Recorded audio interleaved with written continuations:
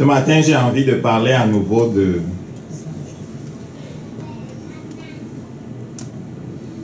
pourquoi est-ce que nous chrétiens, nous suivons Jésus et croyons que ce livre-ci a été comme nous vient de la part du Père et qu'on peut et qu'il est digne de confiance. Je voudrais comme reparler là-dessus parce que parfois quand on va aller au dehors et qu'on va rencontrer des gens, si on ne sait pas comment leur expliquer pourquoi on croit que la Bible est la parole de Dieu sans avoir l'air des personnes qui avons mis comme en quarantaine notre intelligence et qu'on leur demande simplement de croire parce que c'est des choses compliquées, on ne sera pas très persuasif. Est-ce qu'on comprend ça? C'est un peu comme si je revenais sur le message que j'ai fait qui était comme le Saint-Esprit, l'auteur de la Bible. Mais encore là, avec certaines personnes, ils te diront le Saint-Esprit là même c'est qui? Ou ils le prennent pour quelqu'un d'autre. J'ai vu un débat à la télé l'autre jour, c'était pas la télé en fait, c'était sur YouTube, c'était un débat qui s'est passé il y a longtemps. Ça se passait dans un pays nordique là, je ne sais plus en quelle année. Ça se passait entre un pasteur et un homme qui se présentait comme, comment on dit ça, un laïc musulman qui avait fait beaucoup d'études et la question à laquelle il se proposait de répondre c'était la Bible est-elle la parole de Dieu? Et chacun avait comme 1 heure pour faire la démonstration, pour répondre à la question la Bible est-elle la parole de Dieu? Et j'ai écouté ça pour mon instruction. Okay? J'ai écouté ça pour mon instruction. Et je dis, alors que le Père nous appelle à aller dehors, on va rencontrer des gens qui vont nous dire, pourquoi tu me demandes de croire ce livre-ci et ce qui est écrit dedans alors que ce sont des hommes qui l'ont écrit? Et alors que je suivais ce débat-là, il y a des moments, je me grattais la tête, ou il y a des moments, je comprenais trop bien pourquoi certaines personnes ont certaines positions. Est-ce qu'on comprend ce que je veux dire là? Donc, je ne veux pas que vous allez dehors dire aux gens, crois seulement. Ou ne cherche pas à comprendre parce que c'est bien compliqué. Je veux que minimalement on ait une argumentation qui tient la route et qui est biblique. Et qui permette aux gens de s'approcher de Dieu, de goûter à Dieu et d'expérimenter Dieu. Et finalement, obtenir la conviction de la part de Dieu que ce livre-là, bien qu'il a été écrit par au moins 40 auteurs, pendant une période de plus de 1000 ans, il est vraiment inspiré par lui. Et on peut lui faire confiance. Amen.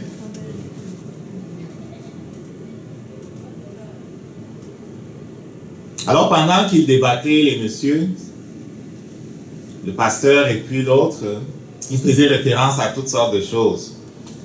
Et dans l'argumentaire du monsieur, il disait, on ne peut pas commencer de parler, pour répondre à la question, on ne peut même pas s'en sortir dans une affaire à moins d'identifier les témoins.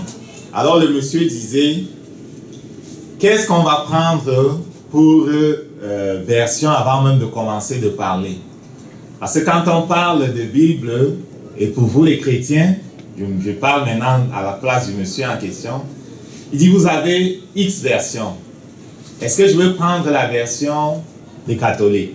Est-ce que je veux prendre la version des protestants? Ils en ont X versions. Est-ce que je veux prendre la version des si? Ils en ont 1000 versions. C'est de quelle version qu'on parle? Parce que je voudrais qu'on s'entende de quelle version on parle pour savoir. Est-ce que vous comprenez? Donc les gens parfois vont chercher à vous embrouiller en parlant de versions. Et puis une fois, l'autre chose, c'était quand ils partaient dans une ou dans l'autre version, ils disaient, ici ce verset dans cette version, ici ce verset dans l'autre version, il dit, regarde c'est différent. Parce que c'est différent, on ne peut pas faire confiance. Parce que c'est découpé différemment, on ne peut pas lui faire confiance. Est-ce que vous comprenez ça?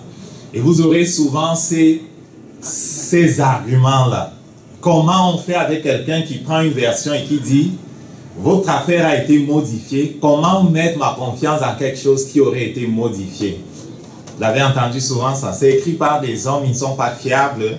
Et puis, ce n'est pas Dieu qui parle lui-même, c'est quelqu'un d'autre qui parle. C'est écrit à la troisième personne, c'est quelqu'un d'autre qui parle. Ce n'est pas Moïse qui parle dans le Deutéronome, c'est quelqu'un d'autre qui parle. Ce n'est pas Jésus qui parle, c'est quelqu'un d'autre qui parle à la troisième personne, ainsi de suite, ainsi de suite, ainsi de suite. OK? Et j'écoutais ça, et je les écoutais aller. Et à un moment donné, ils ont cité même qu'il y avait des théologiens qui avaient argumenté et fait des recherches et déterminé qu'on ne pouvait pas scientifiquement démontrer que ça vient de lui. Amen. Et vous allez entendre ça. Maintenant, tu ne peux pas t'en aller dire à quelqu'un, crois seulement, parce que si tu cherches à comprendre, c'est trop compliqué. D'autres fois, l'argumentaire qu'on avait amené, je ne vais pas dire ce que l'autre pasteur il avait dit là.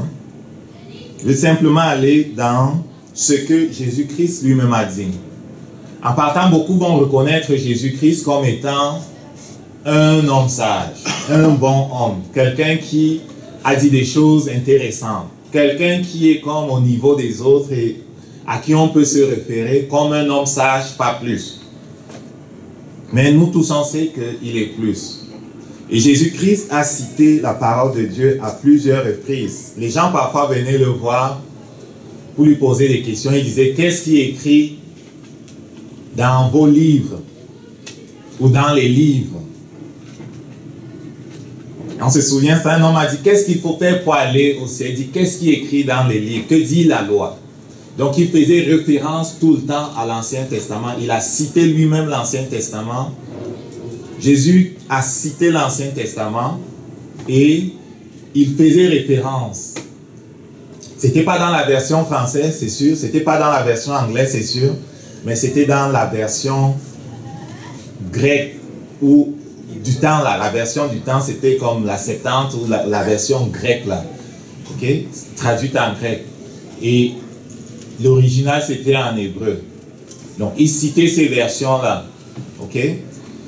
Parlant de Jésus qui cite ces versions-là, ce qu'on peut donner comme argumentaire, pour le mettre un peu au-dessus des autres, je vais revenir au texte, ou bien à la Bible elle-même, c'est que Jésus-Christ n'est pas comme les autres. Quand on parle de Jésus en voulant le mettre égal aux autres, il faut comprendre qu'il n'est pas comme les autres. Son tombeau est vide. C'est le seul dont le tombeau est vide. C'est le seul dont le nom aujourd'hui encore accomplit des choses. Je vais revenir dessus plus tard. Donc, il n'est pas égal aux autres. Mais Jésus, que nous savons comme n'étant pas égal aux autres, a fait référence à la parole.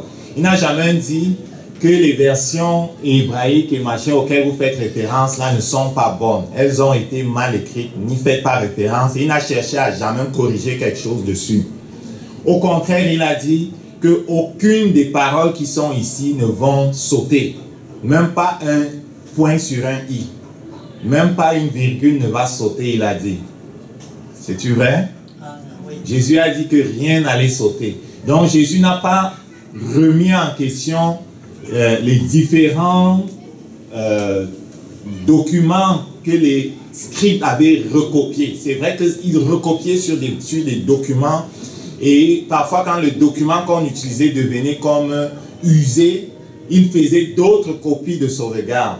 Mais c'était des gens qui étaient extrêmement consciencieux et dont la job était de recopier la parole de Dieu. Les scribes, ils faisaient un travail minutieux et ils copiaient à la lettre. Et quand le matériel sur lequel on copiait était devenu usé, ils faisaient d'autres copies.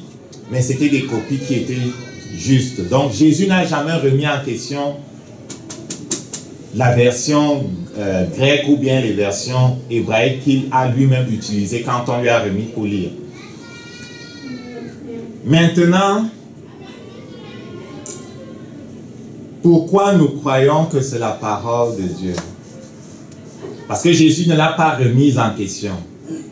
Parce que ceux qui ont été les disciples de Jésus, qui l'ont côtoyé, qui l'ont entendu enseigner et qui ont repris par écrit le témoignage de sa vie. Je parle de Matthieu, de Marc, de Luc. Bon, Luc n'a pas été quelqu'un qui a vu Jésus. Mais Luc a côtoyé Paul, Luc a côtoyé Paul et a fait, comme il a dit lui-même, une étude profonde des événements qui se sont passés avant de mettre par écrit. Et puis Luc avait accès à ce que Jésus-Christ a dit. Jésus-Christ disait à ses disciples, il y a bien des choses que j'ai à vous dire maintenant, mais je ne peux pas vous les dire parce que vous n'êtes pas capable encore de les porter. Mais lorsque sera venu le Saint-Esprit, lui vous enseignera toutes choses. Luc a eu accès à ce Saint-Esprit que Jésus avait enseigné pour être capable, même sans avoir rencontré Jésus, de rencontrer le Saint-Esprit, l'autre consolateur, et de faire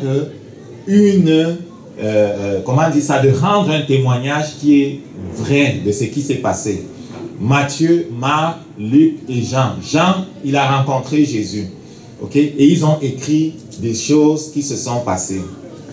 Paul n'a pas rencontré Jésus comme les autres dans la chair. Mais Paul a rencontré Jésus sur la route de Damas. Et puis après, lorsqu'il a été retiré pendant 3 ans en Arabie, il a eu des expériences avec Dieu. Il a été enlevé même au ciel. Il a vu des choses. Il a eu accès lui aussi au Saint-Esprit qui lui a donné toute la révélation que même les autres n'avaient pas encore, que les Pierre et les Jacques n'avaient pas encore. Paul a eu cette révélation de la grâce, du salut par la foi et tout ça là, et du fait qu'on n'avait pas besoin d'autre chose pour être sauvé. Est-ce qu'on comprend ça? Donc, ils ont eu accès au Saint-Esprit et aucun d'eux, un jour, ne s'est amusé à dire que les écrits avaient été changés et notre Maître Jésus-Christ avait remis en question ces écrits-là. Jamais ils n'ont remis en question ces écrits-là. Ok? Où est-ce que je m'en vais avec tout ça? Je m'en vais tranquillement vers comment vous devez répondre à ces personnes-là. Ok? Jésus n'a jamais remis en question les textes qu'on lui a remis. On lui a remis le parchemin, il a lu Isaïe, il a fait référence à plusieurs passages, il n'a jamais remis en question les passages. Ses disciples, ceux qui l'ont côtoyé, n'ont jamais remis en question les passages. Lui qui ne l'a pas côtoyé et Paul qui l'a rencontré sur la route de Damas dans une vision et puis qui a été emmené au ciel et qui a eu accès au Saint-Esprit, n'a jamais remis en question ces écrits-là. Au contraire, ce qu'ils ont fait, c'est redire et redire que aucune écriture n'est sujet d'interprétation, comment dire ça, humaine. Je vais le lire pour ne pas me tromper. Dans 2 Pierre, par exemple, 1 verset 20 à 21, l'apôtre Pierre dit, « Sachez tout d'abord vous-même qu'aucune prophétie de l'Écriture ne peut être l'objet d'interprétation particulière. » Là, il dit que tu ne peux pas t'asseoir ou bien te lever là et dire que la Bible dit, interpréter la parole de Dieu comme tu veux là. Tu ne peux pas donner un sens aux écrits qui soit fidèle à Dieu sans que ce soit le Saint-Esprit lui-même qui t'ait donné l'explication. Si ce n'est pas le Saint-Esprit qui explique lui-même la parole de Dieu, l'explication que tu fais n'est qu'humaine et fausse. C'est pour ça qu'il dit ici, aucune parole de l'Écriture, aucune prophétie auquel nous faisons référence, lorsqu'il prêchait, il faisait référence à l'Ancien Testament. Je vais bien comprendre qu'en leur temps, ils n'avaient pas la parole comme on l'a là. Ils n'avaient que l'Ancien Testament là. Ils n'avaient pas ça là. Ça là, c'est venu progressivement, au fur et à mesure qu'ils écrivaient, au fur et à mesure qu'ils se rendaient compte qu'ils étaient poussés par le Saint-Esprit à écrire des choses. Ils écrivaient, Pierre aussi, Paul écrivait, Pierre écrivait. Ça a été constitué après dans ce volume-là. Mais tout ce travail-là a été fait par le Saint-Esprit. Amen. Donc, il dit, 2 Pierre 1, verset 20 à 21, « Sachant tout d'abord vous-même qu'aucune prophétie de l'Écriture ne peut être l'objet d'interprétation particulière. » Au verset 21, il dit, « Car ce n'est pas par une volonté d'homme qu'aucune prophétie a jamais été apportée. » Ce n'est pas par une volonté d'homme qu'aucune prophétie a été apportée. Lorsque Moïse a prophétisé, ce n'est pas parce que Moïse a voulu se montrer grand devant le peuple qu'il s'est mis à prophétiser. Lorsque David a prophétisé, ce n'est pas parce que il a voulu se montrer très smart par rapport aux autres qu'il a prophétisé, par exemple, sur la mort de Jésus, sur l'entrée de Jésus à Jérusalem. Ce n'est pas parce qu'il a voulu se montrer plus grand que les autres qu'il a prophétisé. Ce n'est pas parce qu'Ésaïe a voulu se montrer plus grand que les autres qu'il a prophétisé. C'est ce que ça veut dire ici. Ce n'est pas parce que les hommes ont décidé de prophétiser qu'ils ont prophétisé. Ce n'est pas par une volonté d'homme qu'aucune prophétie n'a jamais été apportée. Mais c'est poussé par le Saint-Esprit que les hommes ont parlé de la part de Dieu. C'est poussé par le Saint-Esprit. Dans l'Ancien Testament, tu vois, la parole est venue à moi. Souvent, ils disaient comme ça les prophètes. La parole me fut annoncée, ou bien, comment ils disent même ça? La parole me fut donnée en ces termes. 2 points. Boum, et ici, la parole venait à eux littéralement. Soit par un ange, très souvent toujours par des anges qui déclaraient la parole à leurs oreilles et eux, ils les écrivaient. Une fois, Jérémie avait même reçu la parole de la part de Dieu et la parole concernait la destruction de Jérusalem, concernait la soumission de Jérusalem à l'armée occupante qui venait. La parole n'était pas reçue par le roi. Et lorsqu'on a saisi le livre que Jérémie avait écrit sous la dictée du Saint-Esprit de l'ange, on a brûlé ce livre. Et lorsque Jérémie est revenu, on est venu dire à Jérémie, en tout cas ils ont entendu qu'on a brûlé le livre qu'ils avaient écrit. Dieu a dit à Jérémie, écris encore. Et l'ange a rédicté encore à Jérémie et il a réécrit exactement la même chose. Ou bien Jérémie dictait et puis Baruch écrivait, son secrétaire écrivait. Donc la parole leur venait. Et Pierre dit, Pierre qui a été avec Jésus, Jésus n'a jamais remis en question la parole, l'Ancien Testament. Écoutez bien ça, il n'a jamais dit que c'était mal recopié par l'Esprit. Il n'a jamais dit ça. Pierre dit, aucun prophète n'a prophétisé parce que cela le piquait de prophétiser. Mais c'est poussé par l'Esprit. Et ce qui est vrai de l'Ancien Testament est vrai du Nouveau Testament. Ce n'est pas parce qu'ils ont voulu se montrer plus intelligents que les autres qu'ils ont écrit, mais c'est poussé par l'Esprit. Et même lorsque Luc dit que beaucoup ont écrit des choses qui sont arrivées, et moi aussi j'ai voulu écrire, c'est pas parce qu'il a simplement voulu écrire. Le désir de vouloir lui-même rechercher les événements et d'écrire, et comme il dit dans Luc ou dans Actes, quand il introduit le fait qu'il a fait des recherches parce que les autres ont aussi écrit des choses et que lui aussi il a voulu écrire, quand tu lis ça et tu lis ce que le Saint-Esprit dit, tu peux dire à Luc, écoute, tu crois que c'est toi qui as décidé d'écrire, mais non, c'est poussé par l'Esprit que tu as écrit. Est-ce qu'on comprend ça? C'est poussé par l'Esprit qu'il s'est mis à faire des recherches. C'est poussé par l'Esprit qu'il a consigné ces choses-là. C'est poussé par l'Esprit que Paul a fait toutes les lettres qu'il a faites. Amen. Donc 2 Pierre 1, verset 20 à 21 dit, aucune prophétie n'est sujet d'interprétation particulière parce que ce n'est pas un homme qui a décidé de prophétiser, mais c'est poussé par l'Esprit qu'ils l'ont fait. Et puis, lorsque Paul écrit à Timothée pour lui donner des exhortations sur la façon de diriger les églises qui étaient sous sa direction, il dit dans 2 Timothée 3 verset 16, toute écriture est inspirée de Dieu. Oui, les hommes l'ont écrit. Oui, il y a 40 personnes qui ont écrit ces livres, 40 personnes différentes qui ont écrit ces livres-là, sur une période de plus de 1000 ans. Mais attention, c'est inspiré par Dieu. C'est inspiré par Dieu. Qu'est-ce que cela veut dire? Cela veut dire que il se mettait à écrire. Ce n'était pas l'écriture automatique. On connaît c'est quoi l'écriture automatique? L'écriture automatique, c'est parfois des gens qui font du satanisme ou qui ont accès à des démons qui font l'écriture automatique. C'est des gens qui font du channeling. Le channeling, c'est quoi? Le channeling, c'est des gens qui se concentrent, qui ouvrent leur esprit à des démons qui viennent les habiter. Et parfois, des gens leur demandent des prophéties. Ils vont mettre 2 feuilles blanches devant eux, comme ça j'ai entendu des témoignages. Ils vont tenir le bic Et quand le démon entre en eux, quand ils sont en transe, les mains se mettent à écrire, l'écriture automatique. Tu leur envoies ton nom et ta date de naissance, ils vont t'envoyer des choses que les démons leur ont dit sur toi. C'est pas ce que nos prophètes ont fait. Quand on dit inspiré par Dieu, ce n'était pas du channeling qu'ils faisaient, comme les médiums font. Ce n'était pas du channeling qu'ils faisaient, comme les gens qui sont dans le satanisme font. Ce n'était pas du channeling qu'ils faisaient, comme les prophètes de ce monde font. Parce que notre esprit, notre Dieu, il est gentle. Est-ce qu'on comprend ça? Et il est capable de t'influencer sans que tu perdes ton pouvoir de décision. Il est capable de t'influencer et tu parles de sa part et il donne même de la place à ta personnalité. Il parle à travers moi, mais il laisse ma personnalité transparaître. Sa grâce quand même préserve la vérité qu'il veut donner.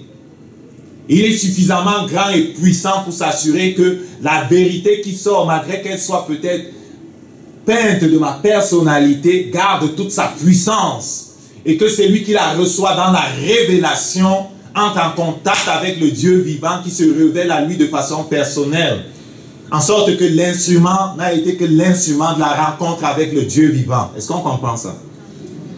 Donc, inspirer, ce n'est pas du channeling et l'écriture automatique, mais ils gardaient leur sens et ils gardaient leurs moyens, mais la parole de Dieu venait à eux et ils étaient capables soit de la dicter à leur secrétaire comme Jérémie et peut-être Baruch faisait, soit de l'écrire eux-mêmes comme Paul faisait, comme Pierre a fait. Amen. Un autre verset qui parle de la parole de Dieu, c'est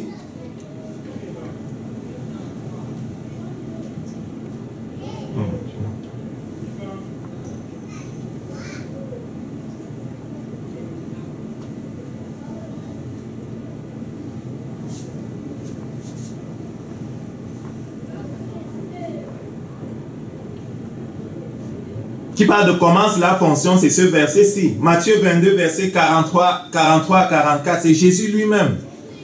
Jésus lui-même dit, comment donc David, animé par l'Esprit, c'est Jésus qui parle. Comment donc David, animé par l'Esprit, comment donc David, poussé par l'Esprit, comment donc David, poussé par l'Esprit, l'appelle-t-il Seigneur? Lorsqu'il dit, le Seigneur a dit à mon Seigneur, assieds-toi à ma droite jusqu'à ce que je fasse de tes ennemis ton marchepied.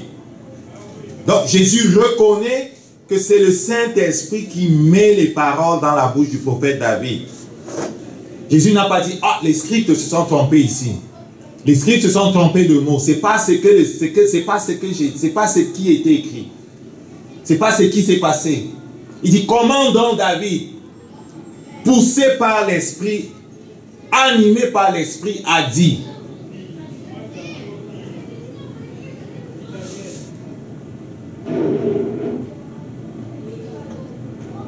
Pierre 1, verset 10 à 11. Les prophètes qui ont prophétisé, touchant à la grâce qui vous était réservée, ont fait de ce salut l'objet de leur recherche et de leur investigation, voulant sonder l'époque et les circonstances marquées par l'Esprit de Christ qui était en eux et qui attestait d'avance les souffrances de Christ et la gloire dont elles seraient suivies. Pierre qui parle et qui est animé par l'Esprit dit que les prophètes qui ont écrit avant étaient animés par l'Esprit de Christ. C'est sûr que si quelqu'un ne veut pas comprendre, il va dire que tout ça, c'est vos affaires qui se mélangent. Tu prends ta propre affaire pour démontrer ta propre affaire. Ça ne marche pas ton affaire. S'il ne veut pas comprendre parce que tu utilises les versets pour démontrer un autre verset parce qu'il pense que c'est tout du mensonge, l'autre étape serait de passer au fait que ce qu'on dit être un livre comme les autres est un livre qui a un tiers rempli de prophéties. Il y a plus de 1000 versets ici. Là. Je peux me tromper, mais il y a plus que 1000 versets ici. Et le tiers, ce sont des prophéties. Plusieurs ont été accomplis. Ça, c'est un autre niveau d'argumentation. Si vous discutez avec les gens, ne vous perdez pas dans les argumentations du style que tel docteur en théologie a dit qu'on ne peut pas faire confiance à la Bible. Oubliez ça. Les docteurs en théologie ne sont pas tous des chrétiens, au sens biblique du terme. Ils sont des savants de la parole ou de comment les écrits sont faits. Ils connaissent comment c'est fait. Ils peuvent te parler de comment ça a été agencé, de comment ci et ça. Ils peuvent te parler de plein de choses. Mais ça ne veut pas dire qu'ils connaissent le Dieu vivant. La faculté de théologie qui est dans mon pays, la capitale, plusieurs entrent là-bas et sortent sans la foi. Et ils sont enseignés par des docteurs en théologie. Et pendant qu'il était à Strasbourg, il était allé à la faculté de théologie de Strasbourg pour un trimestre parce qu'il me disait, puisque j'ai le temps en attendant que le visa du Canada aboutisse, je vais aller suivre des cours là-bas. Il fallait que je me retienne pour ne pas parler pendant que le professeur disait des niaiseries là-bas devant. C'était des savants, des docteurs qui fréquentaient des églises. Mais ceux que j'ai rencontrés, ils ne sont pas tous comme ça en passant. Mais ceux que j'ai eu le malheur de rencontrer ne connaissaient pas le Dieu que je connais. Mais ils parlaient de façon scientifique de la parole. Et pour eux, l'approche de la parole de Dieu doit être de façon comme on approche toutes les choses avec de la critique. Et donc pour eux de dire que c'est révélé, pour eux ça ne compute pas. Le Saint-Esprit, ça ne marche pas. Aller prendre des bistouris pour entrer là-dedans et ils te découpent ça. Et si tu vas dans leurs écoles et que tu ne connais pas Jésus, tu vas être comme eux. Tu auras la tête remplie des choses, tu ne connaîtras pas Jésus. Donc, ce n'est pas parce qu'on va citer que tel docteur a dit ci, tel docteur a dit ça que tu vas croire. Amen. Le premier niveau, je reviens, c'est que Jésus, en qui nous croyons, son tombeau est vide. C'est le seul. Son tombeau est vide. Quand on me montre quelqu'un qui a un tombeau vide, je pourrais l'écouter. Son tombeau est vide. Il dépasse les autres. Oui, il y en a qui vont dire qu'on a volé son corps. C'est des histoires. Son tombeau est vide. Il dépasse les autres. Il n'a jamais remis en question l'Ancien Testament. Ses disciples n'ont jamais remis en question les écrits qu'ils ont cités et que leur maître lui-même a cités. Au contraire, ils ont ajouté des couches en disant que c'est le Saint-Esprit qui a inspiré ces choses-là. Maintenant, l'autre niveau, je disais, c'est les prophéties. Amenez-les dans les prophéties. Le lieu de la naissance de Jésus-Christ a été prophétisé 700 ans avant que cela n'arrive. Et je mets au défi des gens de me montrer un autre livre qui a un tiers de son contenu, c'est des prophéties. Et elles s'accomplissent l'une après l'autre, l'une après l'autre, l'une après l'autre. Jésus, lui seul, a accompli pratiquement 333 prophéties. Je mets au défi les autres de le faire. Mais tous ont un livre. Donc l'autre niveau, si tu veux aider, c'est lui qui veut comprendre. Je ne vous envoie pas vous discuter avec les gens, mais je vous donne des outils. Si tu veux aider, c'est lui qui veut comprendre, ce sera de lui dire, écoute, il y a des prophéties. Il y a des choses qui ont été annoncées des années à l'avance. Supposons même qu'ils se sont trompés, mais personne n'a modifié après. Okay? On ne les a pas modifiés après. C'était écrit comme ça. Mais ça a été accompli après. 700 ans avant sa naissance, le prophète Michée, poussé par l'Esprit, annonce que Jésus-Christ va naître à Bethléem. Et effectivement, Jésus est né à Bethléem. Ce n'est pas juste la Bible qui en parle. Même les Romains, quand ils ont fait leur recensement, là, si on va dans les archives, on va voir que Joseph là, et Marie étaient arrivés, ils ont été recensés à l'époque de Tibère, machin là, il a été recensé. C'est écrit qu'il a fait partie de ceux qui ont été crucifiés. Dans les écrits contemporains, même des historiens juifs comme Joséphus là, comment on l'appelle même, on voit que c'est écrit que Jésus a vraiment vécu et les choses que la Bible dit que ça s'est passé là, ça s'est passé comme ça. Amen. Donc l'autre niveau de l'argumentation que tu dois avoir, c'est les prophéties qui se sont réalisées.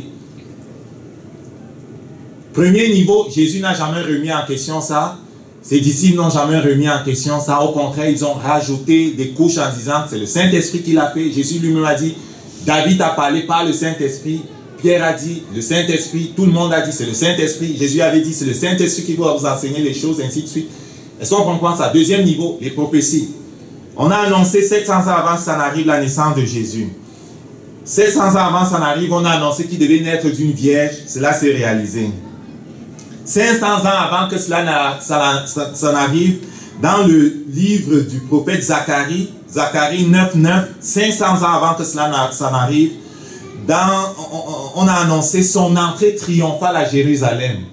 Quand il est entré à Jérusalem, quelques jours avant la Pâque, là, le jour où on présentait l'agneau au temple, Jésus est entré, pas de façon hasardeuse, mais selon le plan de Dieu. Il est entré le même jour où on faisait entrer l'agneau qui devait être immolé. Il est entré ce même jour, il est allé se présenter au temple. Le même jour où on présentait l'agneau qui allait être immolé, comme quelques jours plus tard, Jésus s'est présenté exactement suivant le même pattern.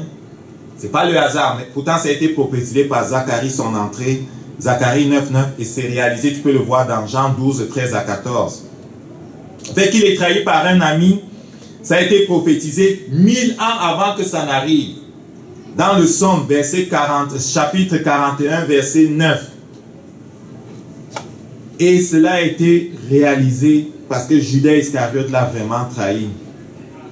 700 ans avant que cela n'arrive, son rejet est annoncé par le prophète Isaïe. Isaïe 53, verset 3. Méprisé, abandonné des hommes, homme de douleur, habitué à la souffrance, semblable à celui dont on détourne le visage. Nous l'avons dédaigné, nous avons fait de lui aucun cas. Et c'est ce qui arrive. Jésus a été rejeté par les siens, il a été abandonné par ses disciples qui ont tous fui. Il a été dédaigné par ceux qui étaient assis dans la chaise de Moïse. On l'a méprisé, on l'a crucifié. Ça a été aussi annoncé. 700 ans avant que ça n'arrive, ça a été annoncé, sa crucifixion. Toujours dans Isaïe 53. Et ça a été réalisé. Ces mains percées, 1000 ans avant que ça n'arrive, ils ont percé mes mains et mes pieds. Psaume 26, 22, verset 16. David l'a prophétisé. C'est poussé par l'Esprit. Et on va dire qu'on a modifié. Et qu'on ne peut pas croire ça. Et je l'entendais parler, je comprenais pourquoi ils ont un problème. Amen. C'est impossible que ce soit du hasard, toutes ces choses-là. Sa résurrection, 1000 ans avant que ça n'arrive, c'est prophétisé. Psaume 16, verset 10. Car tu ne livreras pas mon âme au séjour des morts. Tu ne permettras pas que ton bien-aimé voie la corruption. Acte 3, verset 15, c'est réalisé. Vous l'avez fait mourir le prince de vie. Dieu a ressuscité des morts. Son ascension, 1000 ans avant que cela n'arrive, ça a été réalisé, annoncé, pardon. Dans le livre des Psaumes. Tu es monté dans les hauteurs, tu as amené des captifs, tu as pris des dons des hommes. Psaume 68, verset 18. Et cela s'est réalisé parce qu'il est monté aux yeux de ses amis. Plusieurs prophéties ont été réalisées. Jésus lui-même a fait un nombre extraordinaire de prophéties qui ont été réalisées. Ce n'est pas le fait du hasard. Amen. L'autre argumentaire, c'est, on avait parlé des probabilités pour les prophéties. Ok. Quand on comprend les probabilités et comment toutes ces prophéties se réalisent, on a un tiers de la parole qui est prophétique et c'est en train de se réaliser. Même sous nos yeux, ça se réalise. Pour ceux qui ont les yeux pour voir. Ceux qui n'ont pas les yeux pour voir ne voient pas. Certains m'ont dit que vous forcez. Non, on ne force rien. C'est ceux qui ont les yeux pour voir qui voient. Quand Jésus est né, ceux qui avaient les yeux pour voir ont vu. Les mages qui avaient les yeux pour voir ont vu son étoile et ils sont partis, même avant sa naissance, ont voyagé de loin. Parce qu'ils ont vu un changement dans le ciel. Ces hommes qui étaient des astronomes et qui étudiaient les astres, c'était pas comment dire ça en passant, c'était pas juste des magiciens là, c'était des gens qui étudiaient les astres, un peu comme les astronomes d'aujourd'hui.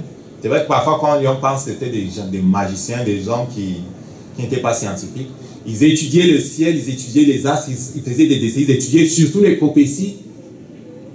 Ils avaient vu qu'il y a quelque chose qui est en train de se passer. Ils se sont mis en route. Ils arrivent à Jérusalem. Personne n'avait les yeux pour voir à Jérusalem. Donc pour les oreilles pour comprendre, pour entendre. Ils posent la question, où est le roi de Jude qui devait naître? On dit, mais vous sortez d'où? Quel roi? Voici le roi, vous voulez voir le roi? Est-ce que vous avez même pris l'audience, rempli le livre pour les audiences? Et ils disent qu'on a vu son étoile se lever, on est en train de la suivre. Et on dit aux gens là, c'est où qui devait naître? Ils prennent les livres, ils regardent, ils disent selon les livres, il doit naître à Bethléem, en Galilée. Ils ne vont pas plus loin que ça. Ils ne comprennent pas ce qui se passe. Et même pendant que Jésus parlait, il y avait beaucoup qui n'avaient pas les yeux pour voir, ni les oreilles pour entendre. Et donc vous allez trouver des gens qui ne veulent pas voir, qui ne veulent pas entendre, qui ne veulent pas comprendre, qui ne veulent pas avancer. Ne perdez pas le temps avec cela. Mais si tu trouves quelqu'un qui veut comprendre et qui ne discute pas pour discuter, parce que la Bible nous interdit de faire des discussions oiseuses, de perdre notre temps, prenez le temps donc de leur expliquer. Jésus n'a pas remis ça en question. Les disciples ne l'ont jamais remis en question. Au contraire, ils ont parlé du Saint-Esprit. Et en passant, le Saint-Esprit, ce n'est pas un homme là, comme certains disent, qui devait venir ou que Dieu a envoyé après Jésus parce que les hommes n'avaient rien compris du ministère de Jésus et qui a créé autre chose qui serait l'islam. C'est comme ça qu'ils interprètent ce verset-là. Ce qui est complètement faux. Le Saint-Esprit, c'est pas Mahomet là. Ça c'est une réponse à ceux qui pensent que c'est lui. Non, le Saint-Esprit, c'est le Saint-Esprit. C'est celui qui a parlé en David. C'est celui qui a annoncé la naissance, la mort, la résurrection de Jésus en David. C'est celui qui a annoncé le deuxième retour de Jésus dans l'Ancien Testament déjà. Ou dans Jean a annoncé plein de choses. Est-ce qu'on comprend ça? C'est impossible qu'il s'en vienne nous dire un autre message par quelqu'un d'autre. Le Saint-Esprit, c'est quelqu'un qui élève Jésus. C'est quelqu'un qui révèle Jésus. C'est quelqu'un qui prend de ce qui est à Jésus et le donne à ceux qui sont en alliance avec Jésus. Ce n'est pas autre chose. C'est surtout pas un homme. Et donc, à ceux qui veulent comprendre, parlez-leur des prophéties. Maintenant, l'autre niveau, c'est que Dieu se plaît à accomplir un livre qu'il n'aurait pas écrit. Ouvre tes yeux, Tom. S'il ne l'a pas écrit, pourquoi se plaît-il à l'accomplir? Oui, Dieu se plaît à accomplir le livre qu'il n'aurait pas écrit. Est-ce qu'on comprend ça? Parle-leur du Dieu vivant. Ce n'est pas une théorie. Ce n'est pas de l'endoctrinement qu'on fait ici, là. C'est qu'on montre la direction du Dieu vivant pour que tu le rencontres et que tu l'expérimentes au quotidien. Et il disait à quelqu'un l'autre jour, c'est drôle que Dieu se plaît à accomplir un livre qu'on aurait magané et tout changé et qui ne le représenterait plus. Parce que dans ma vie, je vois des choses. Je parle à ce Dieu que j'ai découvert à travers ça, en m'appuyant sur des paroles que je trouve ici, et j'ai des résultats. Je connais un Jésus qui est vivant, et surtout je vois son nom écraser des choses devant moi. Et tu me dis qu'il est comme les autres? Non, il n'est pas comme les autres. Ça, c'est l'autre niveau, il faut que tu l'emmènes. S'il ne l'a pas écrit, pourquoi se plaît-il à l'accomplir? Pourquoi se plaît-il à confirmer? Oui, confirme comment? Tu lui parles de ta vie. Tu lui parles de comment Dieu te relève. Tu lui parles de comment Dieu ouvre les portes devant toi. Tu lui parles de comment Dieu transforme tes finances. Tu lui parles de comment Dieu restaure ta maison. Tu lui parles de comment les choses se passent dans ta vie. Et surtout, comment tu as une direction maintenant. Et s'il veut des choses plus palpables, même si ce n'est pas dans ta vie, c'est l'œuvre du Saint-Esprit, va chercher sur Internet des témoignages, des choses que le Saint-Esprit a faites, et montre-lui. S'il a des yeux pour voir et des oreilles pour entendre, il va voir.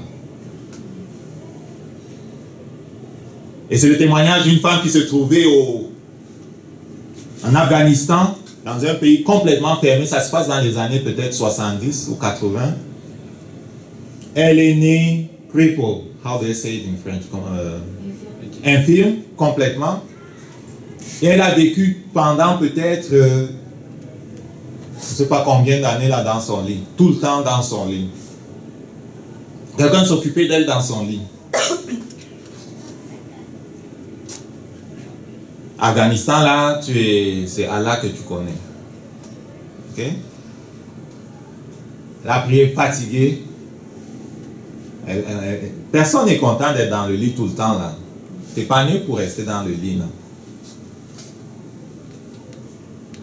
Et un jour, elle était tannée et fatiguée. Et elle avait lu, je ne sais pas où, que celui qui guérit, là, c'est le fils de Marie. Alors elle a eu la révélation qu'il faut que je prie le fils de Marie si je veux être guéri. Je ne me rappelle plus si c'est un ange qui lui a dit ou c'est qui lui a dit. Alors elle a commencé à prier Yeshua. Elle veut être guérie. Elle est en Afghanistan. Elle est emprisonnée dans son lit et dans sa chambre. Elle ne peut pas sortir. Un an est passé. Elle n'a pas eu de réponse. 2 ans est passé, elle n'a pas eu de réponse. Je ne sais pas comment elle priait. En tout cas, elle ne lâche pas, elle continue. Elle était tannée quand même parce que 2 ans, c'est un peu long. La 3e année, un jour qu'elle était dans sa chambre, tannée, fatiguée, qu'elle pleurait, je ne sais plus. Une grande lumière se fait dans sa chambre. Elle voit un homme. Bon, quelqu'un qui a l'aspect d'un homme. Je peux dire un homme parce qu'il se plaît de s'appeler notre frère maintenant. Le Dieu créateur se plaît de s'appeler notre frère. Il s'est fait homme pour nous. Donc elle voit un homme, mais ce n'est pas un homme, c'est Jésus qui entre dans sa chambre, dans cette lumière-là, avec 12 personnes vêtues de blanc. Leurs pieds ne touchent pas le sol, ils sont comme suspendus. Et il tend la main vers elle, il dit, viens. Si tu veux, je vais te forwarder le témoignage, c'est en anglais, si tu sais écouter. Il dit, viens. Elle dit, mais je ne peux pas marcher. Il dit, mais je te dis, viens. Alors elle se trouve renforcée, elle se lève, elle vient vers lui. Et Jésus-Christ, bien sûr, là où il se trouve, les esprits d'infirmité sortent par la fenêtre et partent. Elle retrouve sa guérison. Jésus-Christ l'a même emmenée dans le ciel pour visiter le ciel. Je ne sais pas si c'était le même jour ou pas. De toutes les façons, elle a sa guérison. Et le matin, lorsque la femme qui s'occupait d'elle vient pour s'occuper d'elle dans la chambre, elle entend des pas dans la chambre, elle se les prise de peur. Elle pose la question à celle qui est dans la chambre, qu'est-ce qui s'est passé? Elle dit, Jésus m'a visité, il m'a guéri. Et ils étaient tous contents. Sa famille était contente, tout le monde était content. Mais ils étaient embarrassés parce qu'ils sont des musulmans. Ils ont fait la fête, ils ont dit à sa femme, à leur sœur, que ne dis pas que c'est le fils de Marie, que c'est Jésus qui t'a guéri. On va juste dire merci parce que Allah nous a fait du bien. Ne parle pas de Jésus. Alors la femme était triste parce que c'était Jésus qui l'avait guéri. Et donc les témoignages que vous devez faire aux gens, c'est ce que le Saint-Esprit fait encore aujourd'hui, dans ta vie ou dans la vie des autres. C'est pas grave si c'est pas dans ta vie, si c'est pas quelque chose de... Les gens peuvent... On peut même pas catégoriser les témoignages. S'il a fait quelque chose, si petit soit-il, c'est une manifestation de sa présence et du fait qu'il est vivant. Tu ne peux pas dire que c'est pas un pied qui est guéri, c'est pas extraordinaire. Non. Il y en a qui ne le connaissent pas et qui n'ont pas l'expérience de sa présence. Même si c'est simplement le fait qu'il te touche ou il dit à un de ses anges de te toucher et que tu ressens des choses dans la chair, ou que c'est le rire qui ne s'arrête pas, ou c'est n'importe quoi. Si c'est un rêve, si c'est une manifestation de sa présence, parle-en avec la personne qui ne le connaît pas. S'il a des oreilles pour entendre, il va saisir. Amen. Donc cette femme-là a été touchée par l'Esprit de Dieu. Elle a été délivrée. Ça se passe au Pakistan ou en Afghanistan. Un jour même, son frère, excédé de ce qu'elle commençait à convertir, des gens ont pris un fusil. Et il a tiré sur elle à bout portant. Mais l'ange de Dieu avait bloqué le fusil. Il était tellement énervé.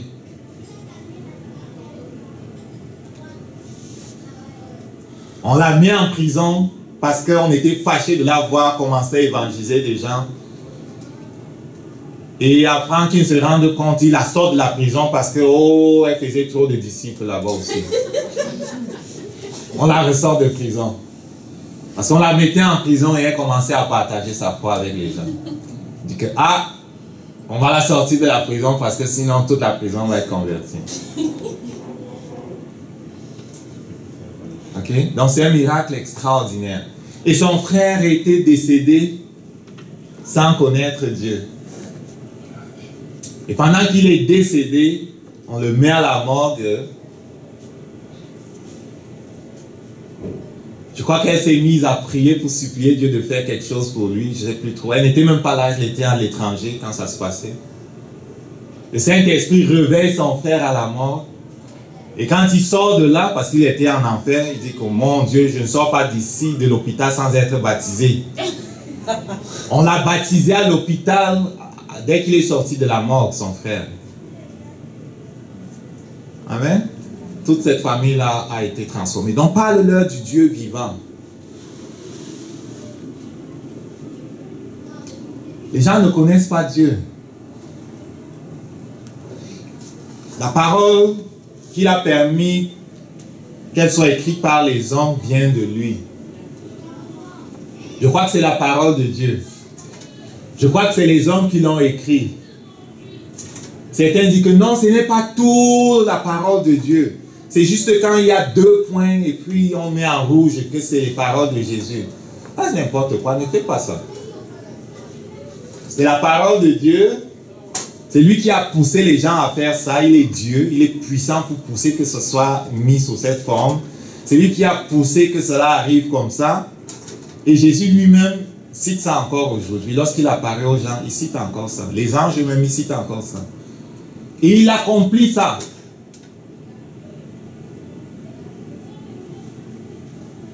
Et le fait qu'il accomplit et il fait des choses dans ta vie, c'est ça qui doit être la chose qui doit pousser les gens à dire que oui, le Dieu que tu as révélé ce livre est le Dieu vivant.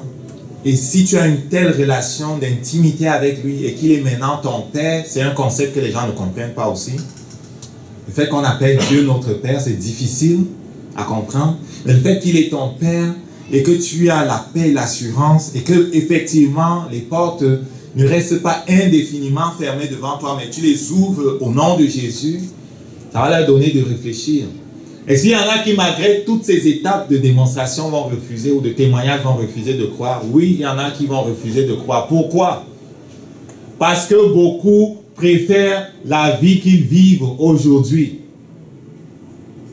Beaucoup préfèrent se tourner vers des choses qui sont fausses et qui ne vont pas leur demander de changer. Et aux États-Unis ou en Amérique du Sud, aujourd'hui, il y a un homme qui se dit qu'il est Dieu. Il a une chaîne de télévision qui répand son message à travers le monde et plusieurs le suivent. Il dit qu'il n'y a pas de péché. Les gens le suivent, ils sont nombreux.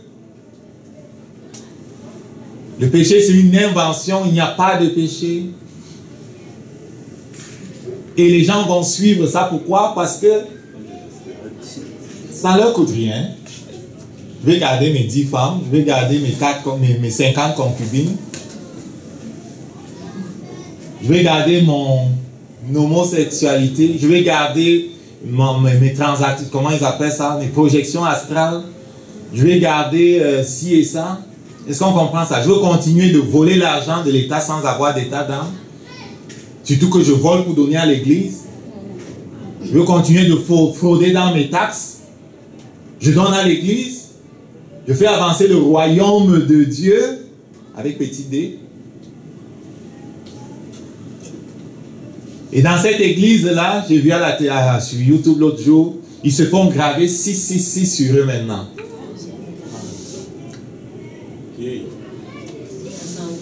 Ils se font graver 666 sur leurs pieds, sur leurs machins. Et ils sont contents, ils sont joyeux.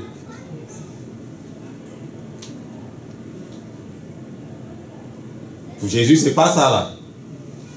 Jésus-Christ dit, si quelqu'un veut venir à moi, qu'il renonce à lui-même. Pourquoi? Parce que Dieu n'a pas planifié de upgrader ta vie. Dieu n'a pas planifié de fixer ta vie, de la réparer. Dieu n'a pas planifié de venir jouer là où la mort a envahi. Avant que Adam ne pêche là, la mort n'avait pas d'influence sur lui. Mais quand il a péché, il est mort. Le jour où tu en mangeras, tu mourras. Il est mort. C'est quoi la mort? C'est la séparation d'avec Dieu. Et quand tu es séparé de Dieu, tu n'es pas tout seul. Les gens disent que je n'ai pas besoin de Dieu. Mais quand tu dis que je n'ai pas besoin de Dieu, là, tu n'es pas tout seul.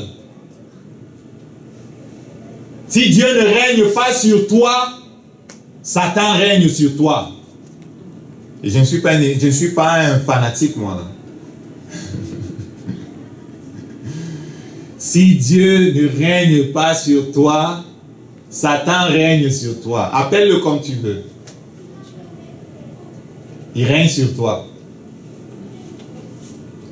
Et donc, il n'a pas prévu d'upgrader ces choses-là. Il a dit, je vais détruire ça, je vais créer quelque chose de nouveau. Les choses anciennes sont passées. Tu es une nouvelle création. C'est quelque chose de nouveau qu'il peut faire.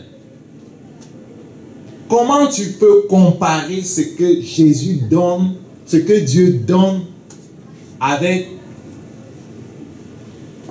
le fait que les autres proposent?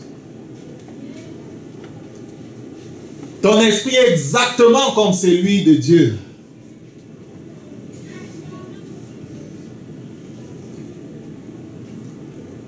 C'est pour ça que quand tu parles, ça bouge dans le monde spirituel.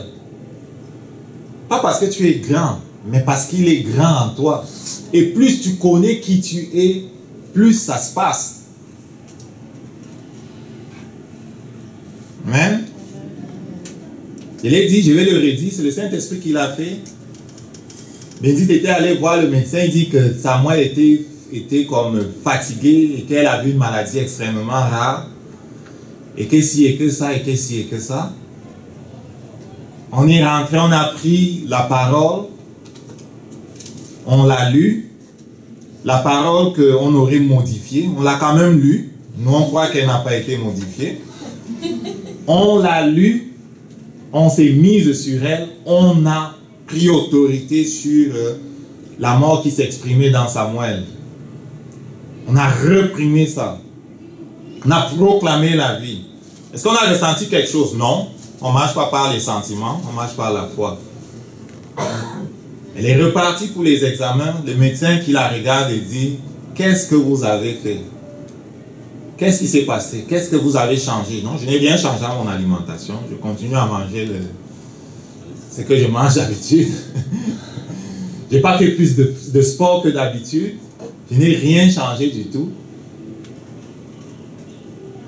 Je me suis appuyé sur la parole de Dieu, je l'ai proclamée. En général, ils vont dire, oh, c'est pas scientifique votre affaire. Mais ça marche. Et Dieu se plaît à confirmer la parole qu'on aurait modifiée. Il y en a, et il y en a, et il y en a. Amen. La salle qu'on a là, certains vont dire que oh, c'est le hasard, c'est que tu... C'est pas le hasard. Il n'y a pas de hasard dans ma vie. Ce que tu appelles hasard, j'appelle la main de Dieu. La main de Dieu qui me conduit. Ce n'est pas par hasard que je me trouve là où je me trouve. Ce n'est pas par hasard que quelqu'un qui est en alliance avec Dieu se trouve là où il se trouve. Ce n'est même pas par hasard que je connais Jocelyne. Ce n'est pas par hasard. Ou Monique. Ou Tania, ce n'est pas par hasard. Ou Luxandre, ce n'est pas par hasard. Il n'y a pas de hasard dans ma vie.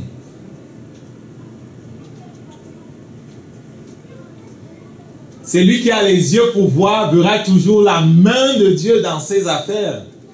Et je vois la main de Dieu dans mes affaires. Si tu as le temps, je vais t'expliquer des choses. Et donc, notre Dieu est vivant.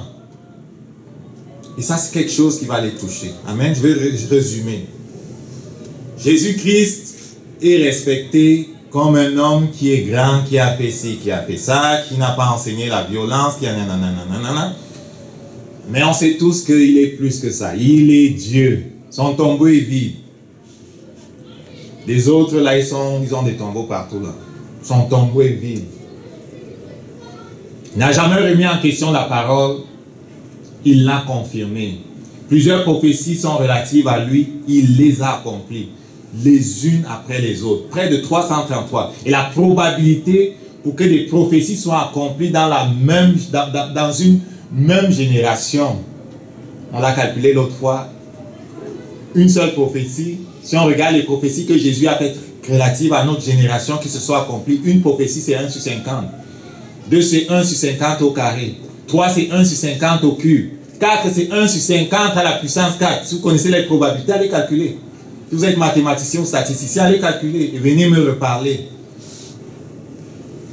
Il n'a pas rejeté ça. Ses disciples n'ont pas rejeté. Ils ont continué, ils ont parlé du Saint-Esprit qui fait partie de Dieu lui-même. Ce n'est pas un homme.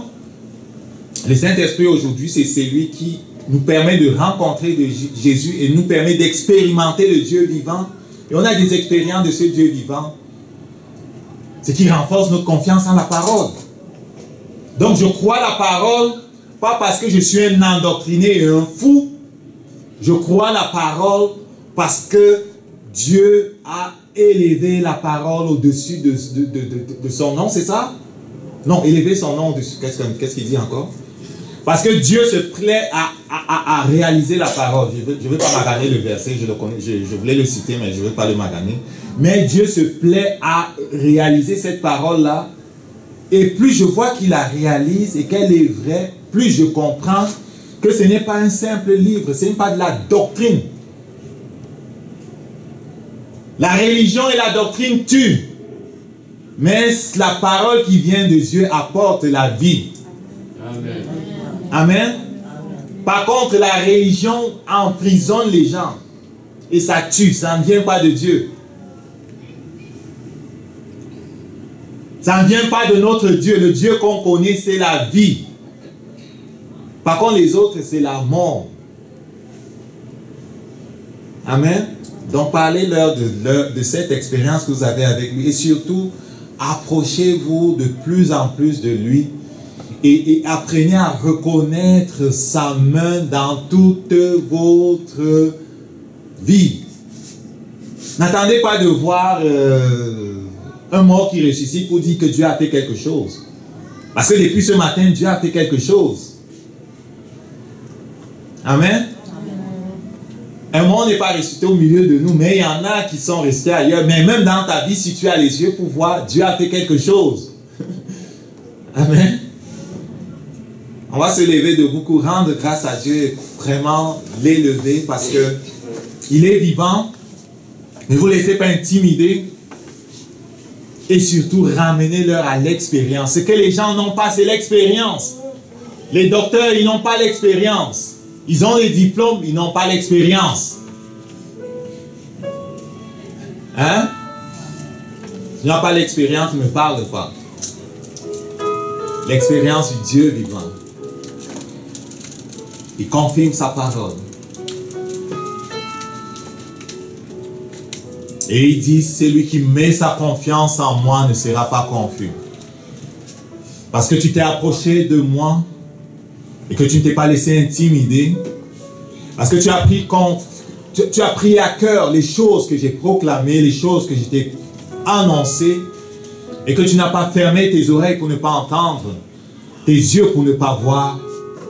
Je t'amène dans ce lieu où tu verras plus. Parce qu'à celui qui a, on donnera plus. C'est la loi du royaume. Mais à celui qui méprise, à celui qui est dédaigneux de ce qui vient de moi, on enlèvera même ce qu'il a. Et il sera plus pauvre. Parce qu'il a dédaigné la parole que j'avais envoyée, qu'il l'aurait fait vivre. Il a dédaigné la parole qui lui aurait donné la vie. Si tu dédaignes ma parole, ô homme, comment crois-tu pouvoir tenir devant le malin? Seule ma parole peut le faire reculer. C'est pour ça que j'ai dit, celui qui demeure en moi et en qui je demeure possède toutes choses. Rends grâce à Dieu parce qu'il s'est révélé à toi. Rends grâce à Dieu parce qu'il a à cœur de se révéler plus encore. Il a à cœur de se révéler plus encore. Père, augmente notre soif. Nous voulons plus. Nous voulons plus, Père. Notre expérience n'est pas encore conforme à ce qui est écrit dans ta parole. Nous voulons plus, Père. Nous voulons plus, Père. Merci pour la sagesse que tu nous donnes. Merci, Saint-Esprit, de parler au travers de nous cette semaine. Merci de toucher des vies. Nous ne nous en allons pas pour batailler. Nous ne nous en allons pas pour lutter avec les hommes. Nous en allons, Seigneur, pour t'offrir une possibilité de les toucher. Une possibilité de les guérir de leur aveuglement spirituel. Une possibilité, Seigneur, de les sortir de là où ils se trouvent. Et merci de l'enthousiasme que tu mets dans notre cœur, de la conviction que tu mets dans nos cœurs. Parce que ce qui va toucher les hommes, c'est la conviction que tu as, c'est l'enthousiasme que tu as. C'est tes yeux qui brillent lorsque tu parles de ces choses-là. Parce que tu ne parles pas comme quelqu'un dont la tête a été lavée, mais tu parles comme quelqu'un qui a vu le Dieu vivant. Comme quelqu'un qui voit le Dieu vivant. Comme quelqu'un qui est en sync, qui est en union parfaite avec le Dieu vivant. Gloire à toi, Jésus.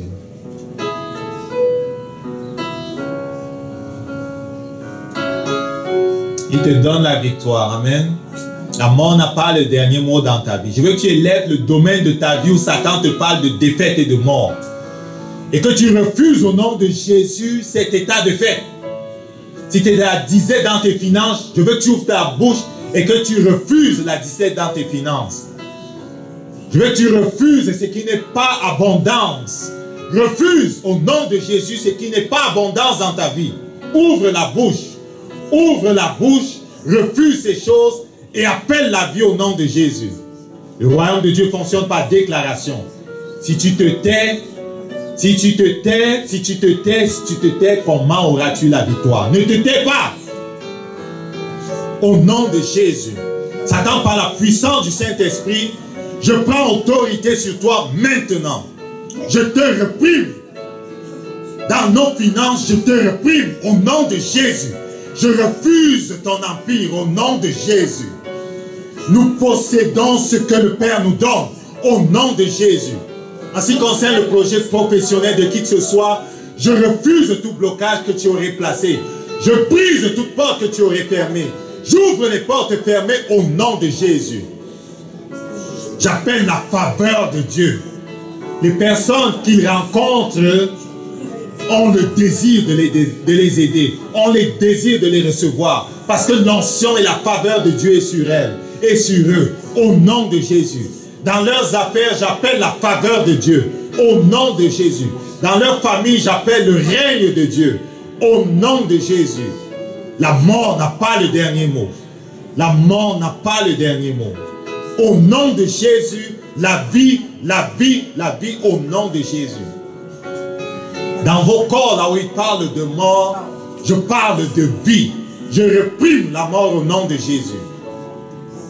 Esprit de résurrection, agis au nom de Jésus. Père, tu te plais à confirmer la parole. Merci parce que tu nous donnes d'avoir de façon personnelle le témoignage de Jésus-Christ. Gloire à toi, Jésus.